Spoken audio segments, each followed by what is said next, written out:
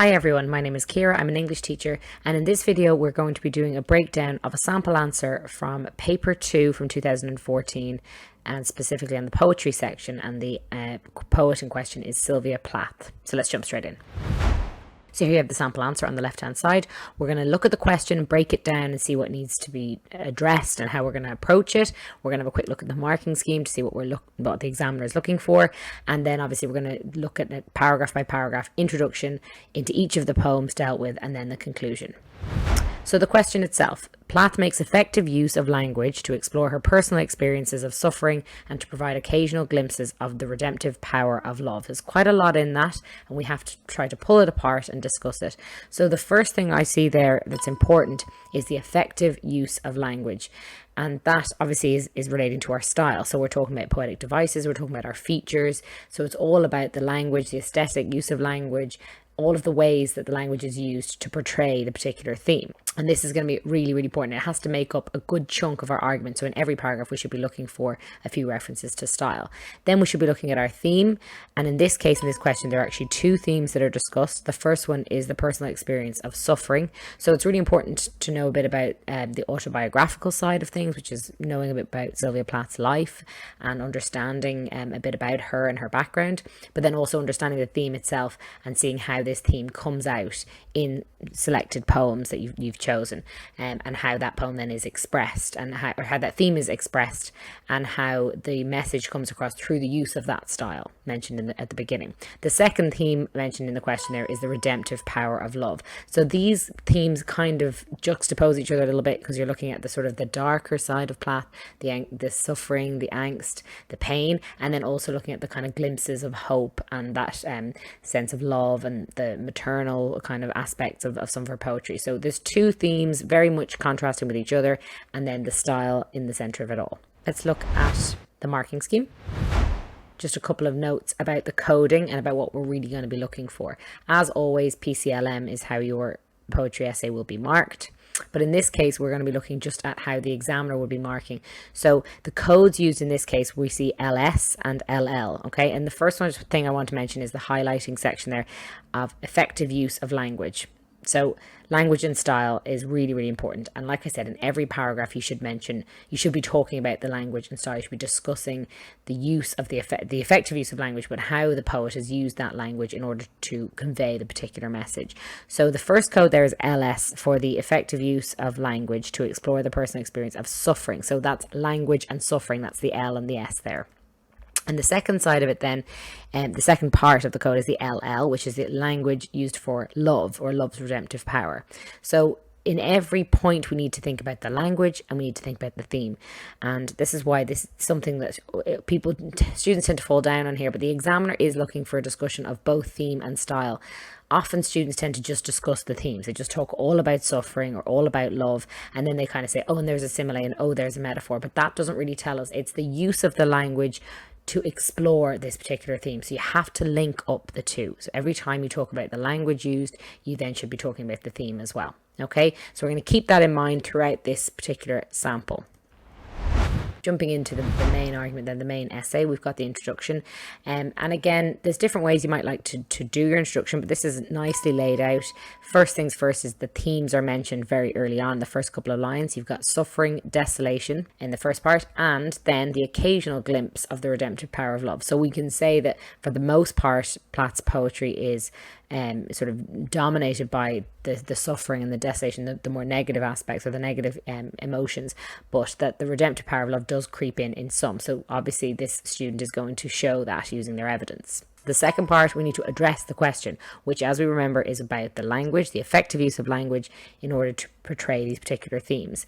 So this line just really nicely brings that about. So her poetry is wrought, so it's full of this effective language and jarring imagery in order to explore her personal experiences with these distinct and universal emotions. So the distinct and universal emotions are the ones we've just mentioned, the two sides, the suffering and the pain, and then also the glimpse of the redemptive power of love. And the jarring imagery in affective language, that's going to encompass, that's kind of a broad term to cover all the types of devices that we're going to see in each of the different poems. And the third aspect of the introduction, which is obviously really important, is to explain what kind of evidence you're going to use in order to answer this question. And for most people, that just means kind of previewing their points or listing off the poems that they're going to use, and that's perfectly fine. So it's a nice way there to just list them off there at the end. This is the evidence. So I've addressed the question, this is what I'm going to show, and this is how I'm going to show it. I'm going to use these 5 poems in particular. Usually I would say 5 would be a good recommendation. 6 max, you wouldn't need any more than 6. Usually you do 3 in a lot of detail, and then your 4th and 5th can be maybe slightly shorter, but definitely 5 is a good aim. So first poem, and then this is the main body of the essay. These are the 5 poems mentioned on the right. And before we jump into each of those, it's important just to remember a couple of things. So every paragraph should contain, as we mentioned, the discussion of the themes of personal suffering and or the redemptive power of love. So not every paragraph will have something about maybe redemptive power of love, because maybe that particular poem is only about personal suffering. But make sure then to come back to looking at the redemptive power of love in another paragraph. If not, most of the time you can intertwine them. It's just making sure, it doesn't say that you have to deal with each theme equally, but it's really important that you do deal with both of them at some point. So that's our exploration of the theme. And the second part is the effective use of language and the poetic techniques. So every point should have a mix of those two things. And that's why we're always talking about theme and style, always having the two of those in together. Okay, and finally, 1 poem per paragraph. So if you move on to talk about a new poem or a new point, you really should start a new paragraph. Okay, so Finisterre was the first poem chosen by this particular student to use as evidence.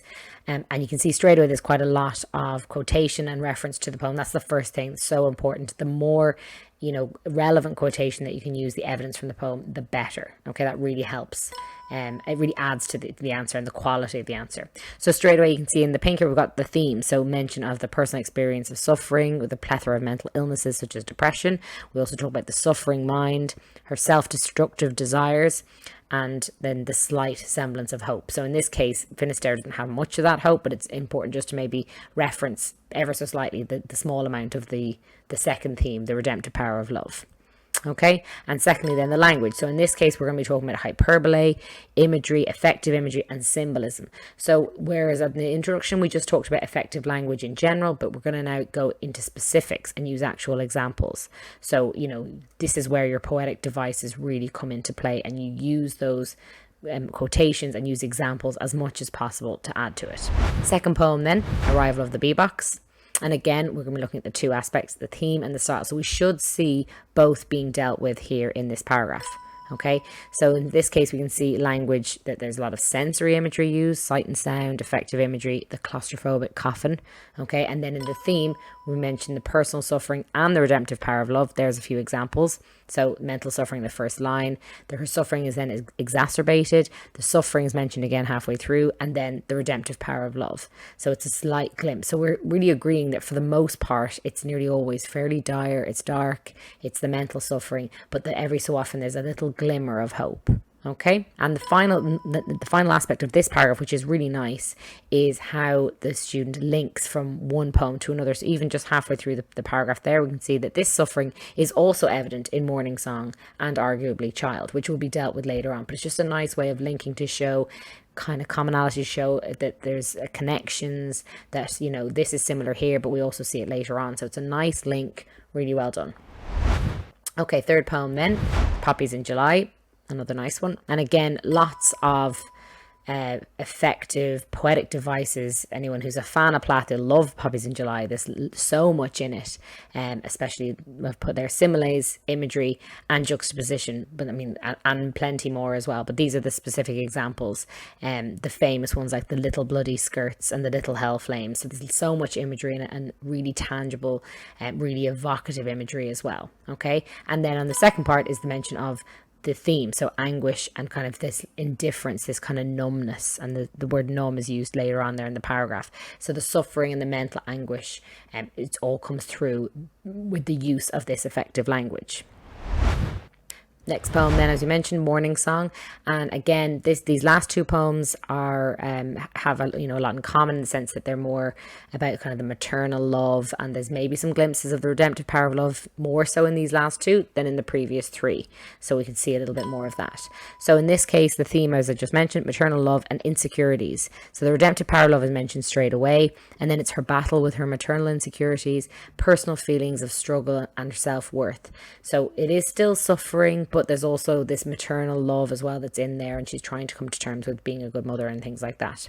Okay, then there's the language aspect, as we already mentioned, things like symbolism and hyperbole. Now we're looking at simile and contrast and more imagery and more juxtaposition and contrast as well. Final poem then is Child, and again, like mentioned, there's a nice little link at the start there to say the child often appears to be a relatively uncomplicated comparison to the maternal complexities felt in Morning Song. So again, there's a few things in common with these last two poems, so that's why it's nice to put these two paragraphs side by side. Again, we're looking at suffering, despair, and a lack of hope, the sense that that there's just no hope left for this mother, and she's really struggling to figure out her identity. And then lots of nice examples, further examples like enjambment and assonance that we hadn't met before. And there's lots of colour and lots of imagery again in this particular poem as well. So it's how we intertwine the discussion of the theme with the discussion of the language throughout. Okay, that's the main body, and that brings us then to the conclusion. And again, what's really important in the conclusion is you don't want to introduce any new ideas or new points. All you're doing is kind of doing a quick sum up and just really making sure that you've linked back to the introduction and to the question itself. So you want to just hit back on the main points again and really just hammer home those last few ideas. So we mentioned theme already, and obviously they've been dealt with. We've used 5 poems for evidence, and for each poem we've discussed at length the different themes, both being the personal experience of suffering and then the redemption and hope and love. So those themes have been explored throughout, and this is me just making it a final sort of emphasis, a final little kind of nod towards them to show that we've covered those themes. So that's what we were asked to do, the exploration of the theme through the effective use of language, and that's what we're going to mention here, through clever poetic techniques, imagery and language. So it's not necessary to go listing them all off, through the use of hyperbole and juxtaposition and contrast and assonance. Like, there's no need to do that. You've covered it in your essay. You just need to broadly summarize them by saying clever poetic techniques or interesting imagery or evocative imagery or language or whatever you might want to say. Okay, and finally then the personal engagement element, which people tend to fall down on if they're just giving a very broad social commentary and just a very kind of general sort of notes on the poem, instead of really engaging yourself and saying whether you actually enjoyed it or not.